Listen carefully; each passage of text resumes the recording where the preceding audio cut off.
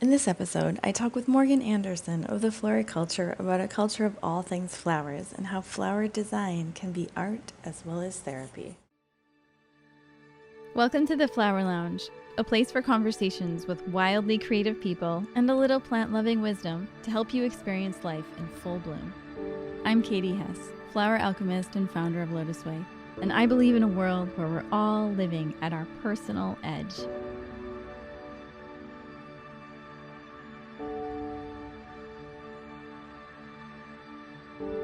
Welcome to the Flower Lounge. It is so lovely to have Morgan Anderson with us. She is in Arizona, as am I, and she has a really interesting story, which I'll let her tell, but we met a few different times, but she recently invited me to come and teach a class at her class where she's teaching at ASU, and she teaches an incredible course called Wellness Through Floral Art, which is like, I wish I could have taken classes like that when I was in school. And she got her MA and she got her PhD in horticulture therapy. How cool is that in horticulture? She wrote a book called Design School, very beautiful images showing how to make different kinds of bouquets and floral art design. Exquisite. And if you get a chance to look at her website, it is the Flori, like Flori culture.com. And she's got some incredible videos, tons of videos on there about arranging different kinds of bouquets and that type of thing. Fascinating. Thank you so much for being with us, Morgan. It's an honor to be interviewed by you. I'm so excited. I feel like you're a flower celebrity. I look up to you so much with all that you've done. So this is an honor to even chat with you. So we were having this really interesting conversation the other day that I hoped we could sort of dip back into. And that was when you were talking about a conversation that you were having with someone about whether arranging flowers was therapeutic or not. Do you remember that conversation? Considered officially therapeutic. Absolutely. That was in my master's program. Yeah. Kind of coming back to my education, I went to school in Boulder and received a degree in communications and knew it wasn't exactly what I wanted to do. But I loved Boulder so much that I wanted to be in that city and in that space, surrounded by all the trees. By the way, I just go on tangents a little bit in conversations. So you can lead me back to the question, but there is a backstory to this. Oh, yeah. I totally went on a tangent too. I got so excited about the interview that I forgot to do the little flower exercise that we always do at the beginning. We can do that after you finish your thoughts. Okay, that sounds fantastic. So I was in Boulder and I was surrounded by trees and nature, and just being in Arizona, growing up in Arizona, I really craved that greenery and that lush environment, which, I mean, Colorado's pretty lush, but, I graduated and I was working in a flower shop at the time in Boulder, Fiore Flowers. They hold a very special place in my heart, and I just grew to love nature even more. I had this kind of thought that I wanted to be a florist since I was a little kid, which I think a lot of florists actually have that inkling.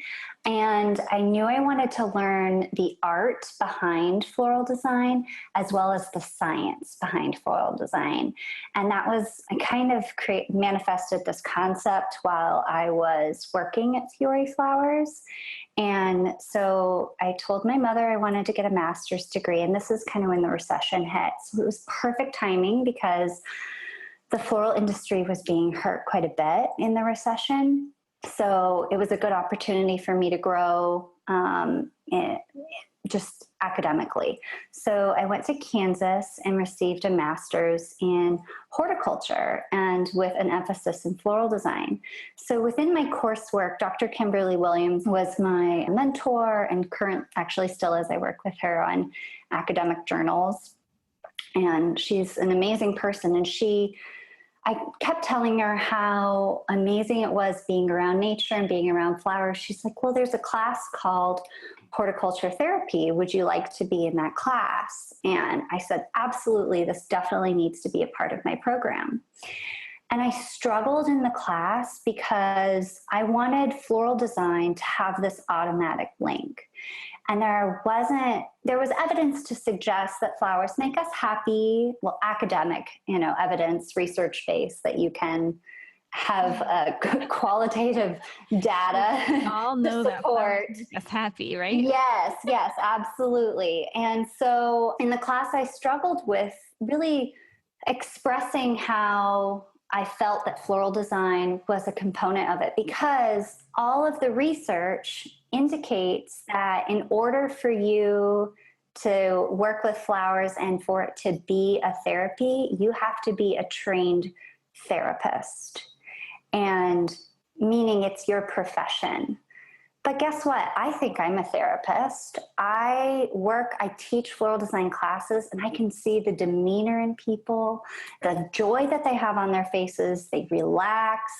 They're so inspired by colors, by texture. It's that tactile feeling as well as smelling. And it's just amazing, the transformation that they have at the beginning of class to the end of class. And so I had this, I was irritated by the end of my program with the concept that this is happening. I mean, I should have focused my research on that, but I didn't. I did a whole nother thing that was more scientific, and that's fine. But I went then to go manage floral art in Los Angeles, their retail component. And it was amazing too, working with people that they were ordering flowers and how happy they were to send things, and just how flowers would brighten anyone's day. It's an obvious, but it kept in the back of my mind.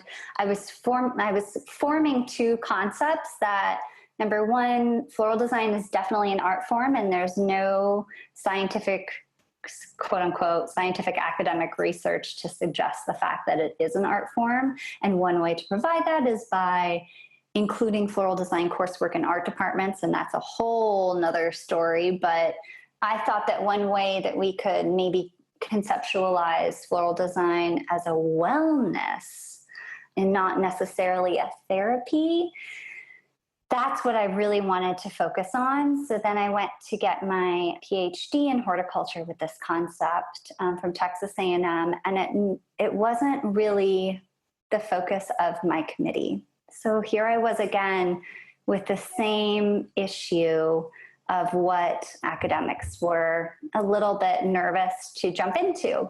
But I learned that I needed to say wellness, that it's not a therapy. And that opens so many doors. And I know that the term wellness is being used, just it's being thrown on everything right now. But floral design is a great way to bring nature into your home, kind of like elixirs, right? Where you're not necessarily being surrounded by nature. You're not Shinrin Yoku, where you're bathing in flower or in the forest, but you're bringing that biophilic design into your home, into your office space with having flowers next to you. I really went off everywhere there. Sorry about that. The work of, names. Oh, it'll come to me. University of Rochester. And he did a bunch of studies showing that simply by looking at photographs of nature and flowers, it automatically not only makes us happy, but makes us more generous, unity-oriented. If I can think of his name, I'll bring it back into the conversation, but you might like that research. Oh, Dr. Richard, coming to me. Good job. I'm very poor with remembering names. I feel my dissertation was 300 pages, and I just it threw me for a loop with how many. So I don't memorize names anymore. But anyway. So let's go back to your childhood so we don't forget to do that. Oh, sure. We'll just bring you back to childhood. Close your eyes and reflect on any time in your childhood when you played around flowers or plants or trees, and see if you can identify a favorite and how you would describe its qualities in 3 words. And then whatever you want to share with us, whenever you're ready, open your eyes and share what you're thinking about. So when I was a child, I planted mint in the backyard with my father. And the 3 qualities that I think it represents this freshness, a little bit of kind of spiciness to it, a little bit, and then also calming. Yeah. So it's kind of has a little bit of both qualities that mint does. So, well, I'll tell you in a second, but what we find is that the way you describe your childhood favorite describes how you bring your greatest gifts into this world. And so fresh, spicy definitely. And calming. I think that's all a good fit. And I was going to say, mint is also super prolific. Like you can't contain mint. Spreads, yeah. It just kind of grows all over the place, those nodes. Do you feel like all of that resonates? Yeah, I'm not sure if I'm necessarily calming. Maybe the flowers calm me. I have a tendency to have my hand in everything and running around and trying to get it all done. I just get a high from it. So maybe sometimes. Okay, so let's just dig into what are the ways that you really see in your life, in your life's work, in your course at ASU. What do you see? What experiences have you had that you could say, oh yeah, like flowers make people happy and they're absolutely like good therapy and wellness? So it's the end of a semester and you get evaluations, right? So in my budget, this is just the most recent one that I have, but because of the budget, I couldn't have tactile flowers every single studio session for the students to work with. And I think that was a problem.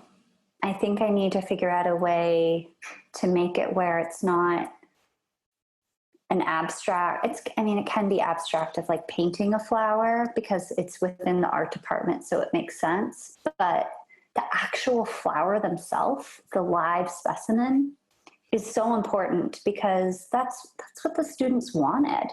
They mentioned multiple times that, and it's not like the class had, it was every other week that they were working with flowers.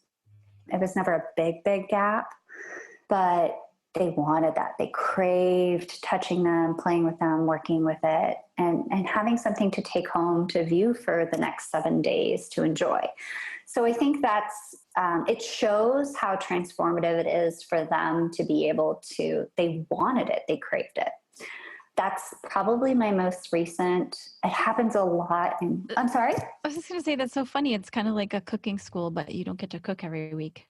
Exactly. And I want to cook every week in cooking school, so I get it. Absolutely. But this was the first time that we had the class, and I had to fight for that budget to begin with.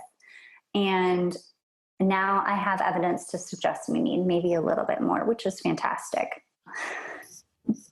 I was going to say also just with corporate classes, when I teach really big corporate sessions from, CEOs and stuff, like coming into the Valley, their whole demeanor just completely changes. I had 3 really big classes this spring, and all of them, most amazing feedback ever.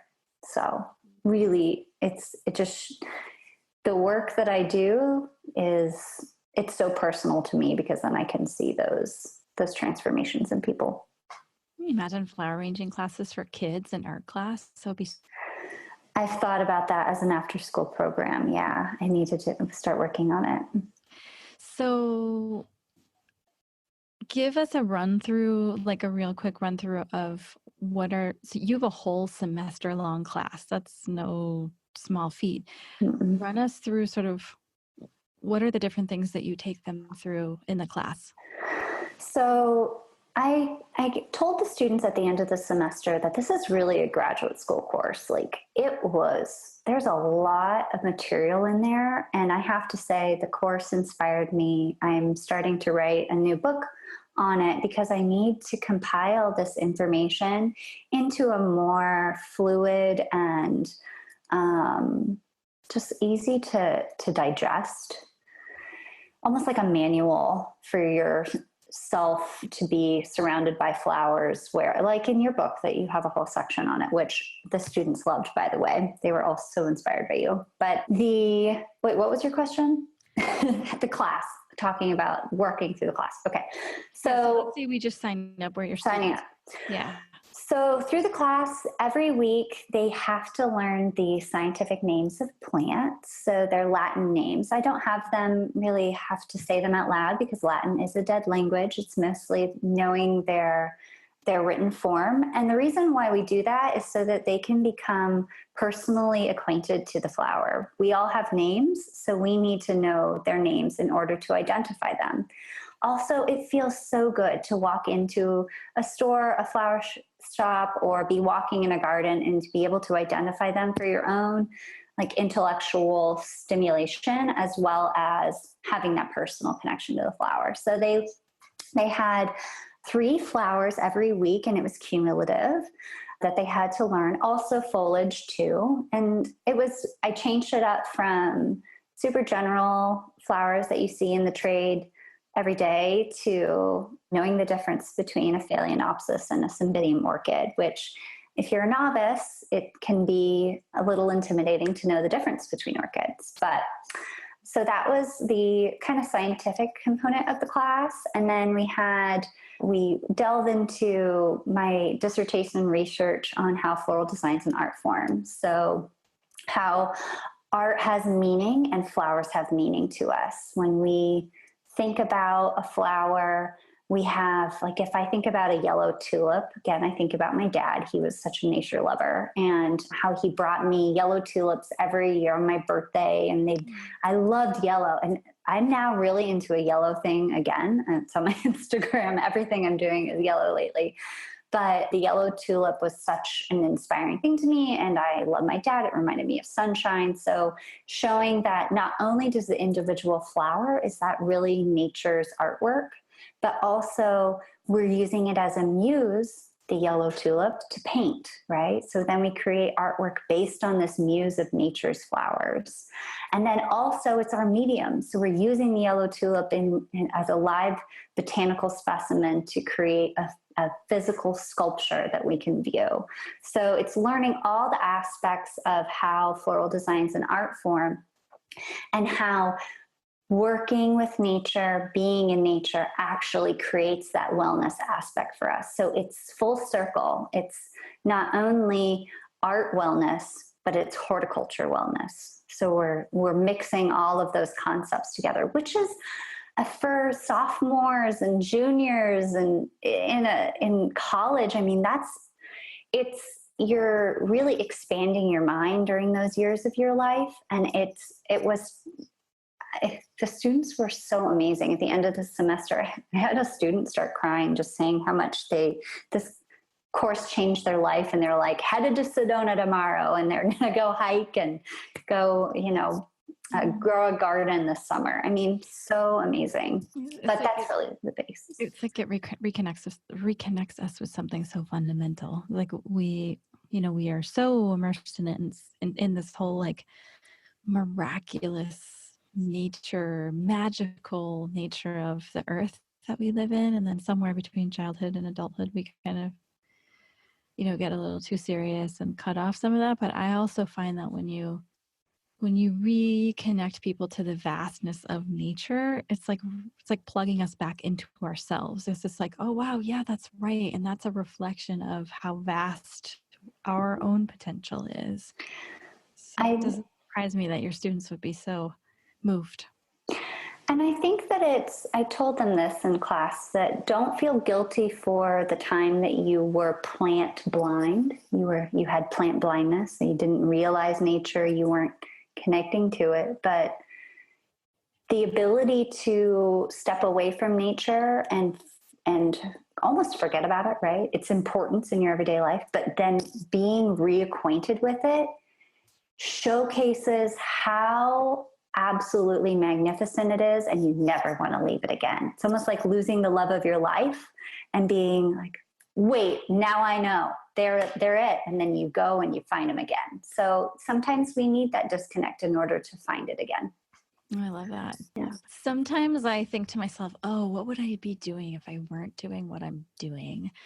And I'll think like, oh, something that would be like guilty pleasures, like having a flower shop.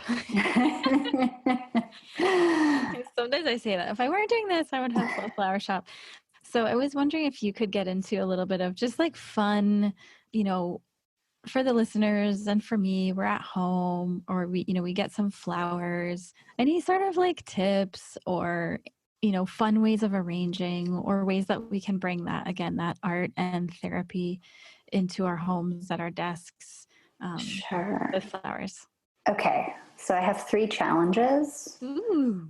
Okay. Are you familiar with the slow flowers movement?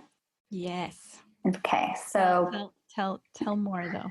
So slow flowers, one of my other mentors in my life, her name's Deborah Prinzing, and she's the mother of the slow flowers movement. And it's the concept that we're moving away from growing flowers in South America and abroad and impacting our economy and the earth and by shipping them here, and instead helping the flower farmers of America or the farmer florists. Well, you can be your own farmer florist. You can grow a cutting garden and create your own arrangement. So that's the slow flowers, is using locally grown flowers from in your area. Or in the US, she's expanded because we have all the seasons here. So we're really lucky, and we're one economy. So there you go. But then also foraging. And I had the students actually create a foraged floral arrangement as an activity at Arizona State University's course. Fun. But I had them have a permission slip to get a signature from the gardener, so they weren't just cutting from people's gardens. But usually people are kind and generous if you're only cutting one rose bloom. But if you have a park, or if you have, a garden outside, or even just your landscape material, get inspired by it. Lately, I have been inspired by lantana, which I bet every florist potentially listening to this cringed and just had this kind of feeling of, why in the world would you ever use lantana in your arrangements? But it's almost like a mini hydrangea meets mint, actually. It's leaves, and it's kind of a weird sticky feeling. It's beautiful though. The way that go from like yellow to pink to orange. It's like the perfect gradients. It's ombre sunsets, and the pop of color right now here in Arizona, especially when it's starting to get warm out. I've been so inspired by it lately. So go out in your yard and just pick the most random bits of materials. And then with that said, the next step here is, and my challenge is, creating an ikebana floral arrangement, because you don't need too many materials, right? So if you're going into your yard, or you're getting permission from someone to cut their blooms, then you can create a minimalistic arrangement with the sky, man, and earth as represented in an ikebana floral arrangement. So you're kind of connecting, your entire world together and displaying it in your home from a slow flowers foraged arrangement. So it's bringing your world outside in too, which is fun. And it's a great practice if you read about ikebana and how, there's so many different types of Japanese floral art concepts, but this is the one that I think resonates with most people and the most easy to kind of assimilate into your life. But yeah, that's my challenge. Slow flowers, foraging. Slow flowers, foraging for your own product, and creating. Foraging's number 2. I guess, yeah. Because slow flowers would be too, like you could buy locally grown flowers from Trader Joe's, and it says like American grown or something on the label. But actually, I ran into Brandy Brandy is she's our director of food and beverage. I ran into her at the farmers market last Saturday, And she had this huge bouquet, and she's just so happy. She's a woman at the North Central Phoenix Farmers Market who has a tremendous amount of edible flowers that she grows.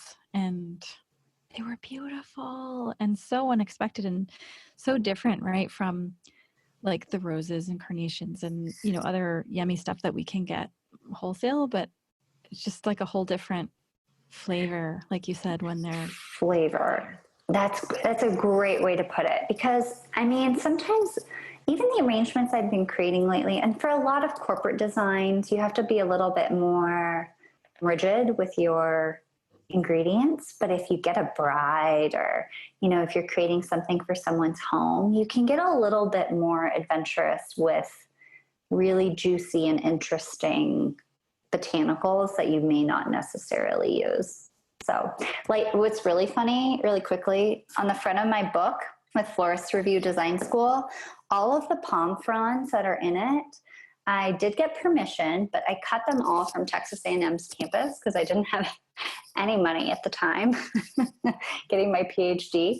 And I needed so many palm fronds that I just filled up my Prius full of these huge fronds. And I had a photo shoot with this fabulous photographer named Amber. And I mean, this is when we were living in Austin, and I like harvest them back and brought them back to the apartment and clean them all up. And I was so excited to use them. And it has so much more of a story to it than me just buying, you know, these palm fronds. I did buy the focal components from Austin Flower Market, but it's so much fun that I just sent the publisher a whole list of images. You really could care less what you use, just find what you think is most representative of the material in the book. And they chose that one. So that's great. But it was free palm fronds, foraged. But yeah. Yeah. Oh my God. I'm even thinking about just like, oh, what's in my front yard? Wow. Like one of my favorite trees is pink pepper. You know, this like long, almost like a fern, but more separate. Yes, I love it. Oh, beautiful. Jasmine and pomegranate and even just some of like the leaves from the trees. I love your idea of foraging. Mm-hmm. If you say are not in a place where there are lots of like wild foraging stuff.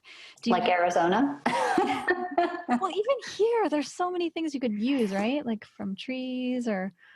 yeah, just watch yourself with prickly things. Unless you're really out in the desert, then you might need to make like creosote bush. Which I've thought of lately. Like with all this rain that we've been having, I'm like, it smells amazing out. But tell me the names of some of your favorite like big green leafy things that, you know, most people think of floral design as flowers. Like what are some of your favorite big green leafy things that you love to work with? So there is one of my husband and I's favorite things to do is walk the dog, which is just like my wellness activity, being outdoors, like bringing me back to nature. So we have this huge park that's right by our house, and he knows that we have to walk under these sycamore trees because I like going to Colorado. I love the seasons, and they actually show the seasons here on these sycamores. And I almost can't fathom how they're surviving and actually changing with the seasons. Nature's so interesting. And so I will take my 10-foot ladder to this park in my cute little floral van and set it up and clip out for fall weddings all the time. And actually, I was thinking, I wish I had a really innovative bride right now, because not that my brides aren't innovative, but the color of these sycamore leaves right now are almost like a yellowy, like chartreusey green that's just so unique. I know, I'll take a photo and show you, but they're beautiful. And wow. I know, and then they transform, you know, with all the different golden tones, but I think that's probably my favorite right now. And I know it's not appropriate for Arizona, but also like pygmy palms are great. They're a little bit more delicate of like a Mexican fan palm. Pepperberry trees are always great. My mother has a beautiful one. You can always find me like in huge eucalyptus trees down the roads, like on Hayden on my 10-foot ladder. That's such a fun experience to get all that eucalyptus oil like on you, and just, I like feel good in that tree, like a koala bear. Also, my mother has a beautiful like landscaped garden that I'll go to and get interesting foliage. She has some various ferns that I'll cut from. Oh man, I'm thinking right now, big leafy.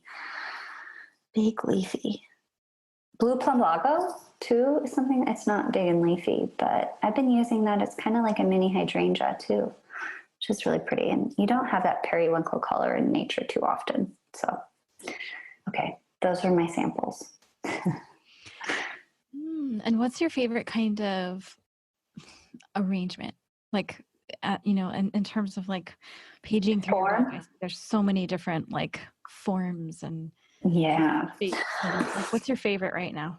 So I'm just flipping through right now because it has like forms of shapes and then it has natural styles. So if you go to page 67 in it, and these actually, the two on the first 2 pages aren't my look, and actually the third page either, meaning they're different designers that are featured in the book, because I think that floral artists need to be inspired by others and not just by one instructor. But on the next page over, I have this huge cacti arrangement with Blushing Bride Protea cut, like it is blooming, with a chartreuse reindeer moss that I love.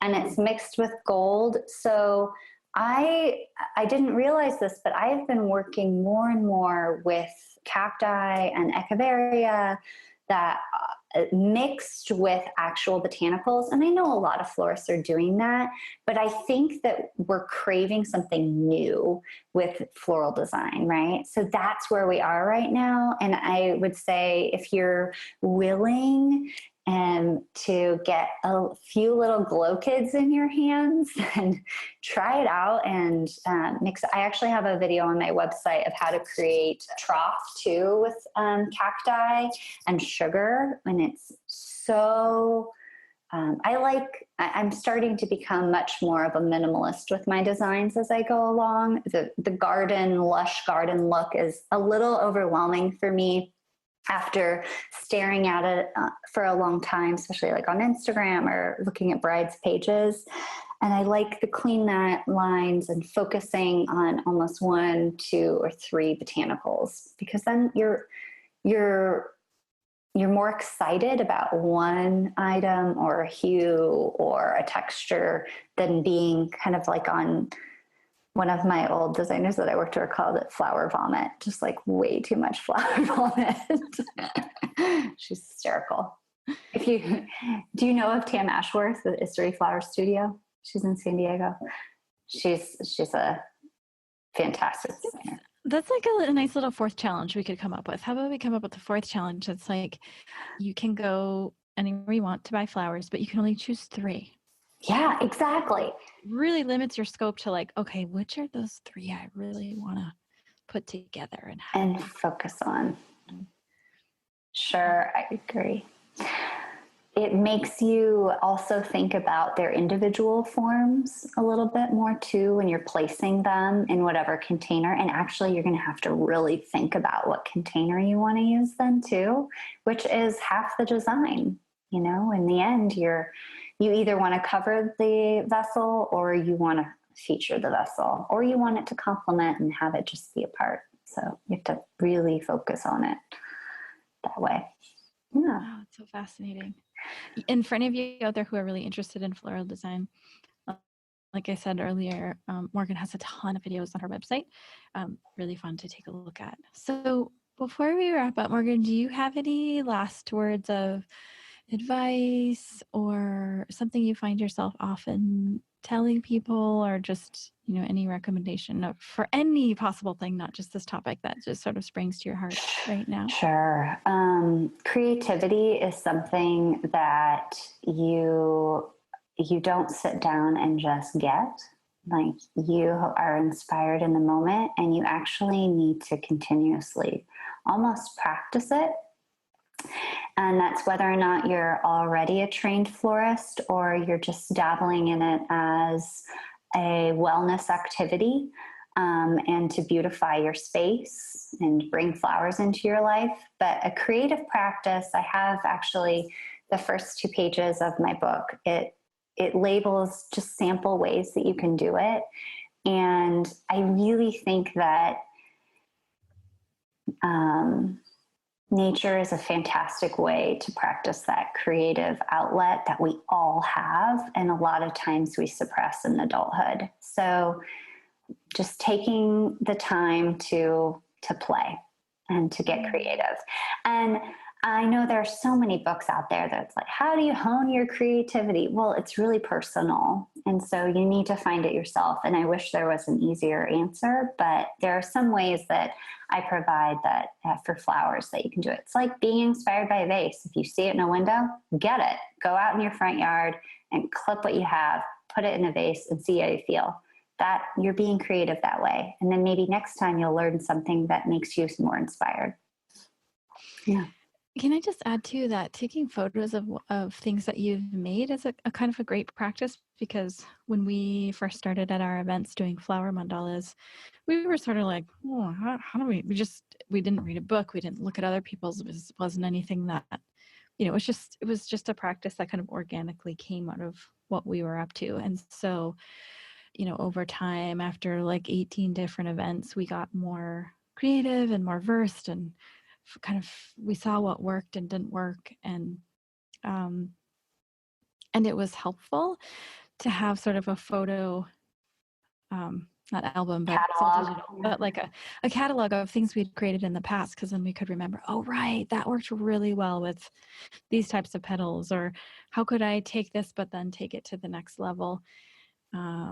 And that's beautiful. Yeah. People are often like, how do you, and like you said, it just takes practice, right? Mm-hmm. Yeah, you learn from kind of moving forward, but looking back at the same time. Yeah. And both creativity and personally, and just, yeah. And last question, this is, I promise this really is the last question. I'm here, so ask away.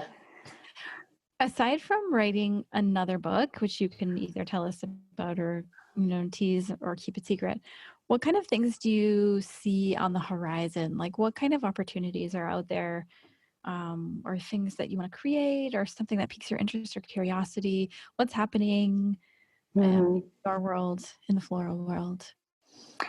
I think that it's really getting the word out there that floral design is really an art form, and that personal practice with it is important. Just like a lot of people take up painting, but it can be almost even more tangible and an everyday or an every week activity that you can go to. I'm currently publishing in peer-reviewed journals my dissertation research, and that's really my focus this summer, is doing a lot of writing. Here in Arizona, there's not a lot of events, so it's a perfect time for me to reset, recharge. I thought a lot about doing like floral travel retreats. I know a lot of florists are doing it, but maybe a little bit more focused on the wellness and artistic components of that. And then, so kind of exploring the university level art department, collaborations with horticulture, more books, more academic journals, and potentially travel. And of course, corporate events and weddings and all of my normal florist activities. I probably will be starting to just limit those a little bit more to be able to open space for more time in all my other activities. For a while, I was bringing on more and more events and not saying no. And now I've learned that I need to be the designer, because that's actually what really makes me happy. And so by limiting events, it becomes even more personal with my clients. So it's interesting as an entrepreneur, learning what works for you and what doesn't. But that's where I am currently. considered or thought about doing floral design as and art practices for our elders?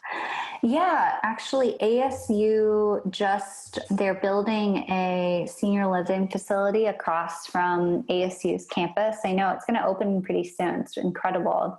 And so they're trying to blend like generational learning.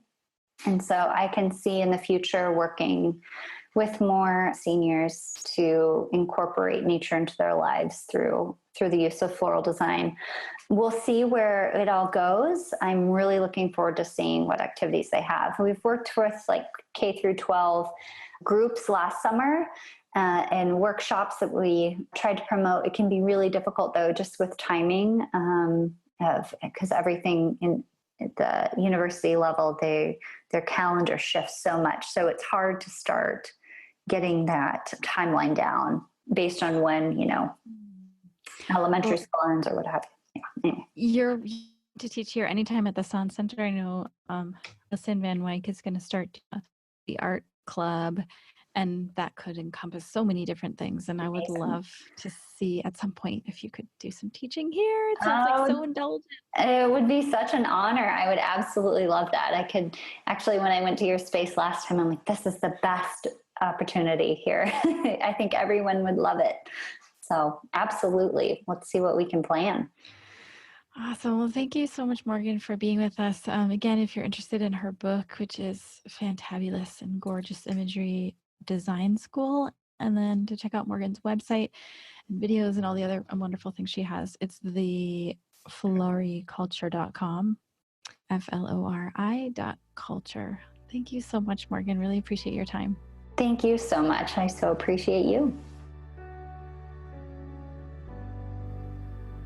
Thank you so much for listening to the Flower Lounge. I'm Katie Hess, and we'll be releasing a new podcast every Wednesday. If you like what you heard or you know someone who might be touched by our conversation, share it with them. And don't forget to subscribe. To find out what your favorite flowers mean about you, take the quiz at LOTUSWEI.com.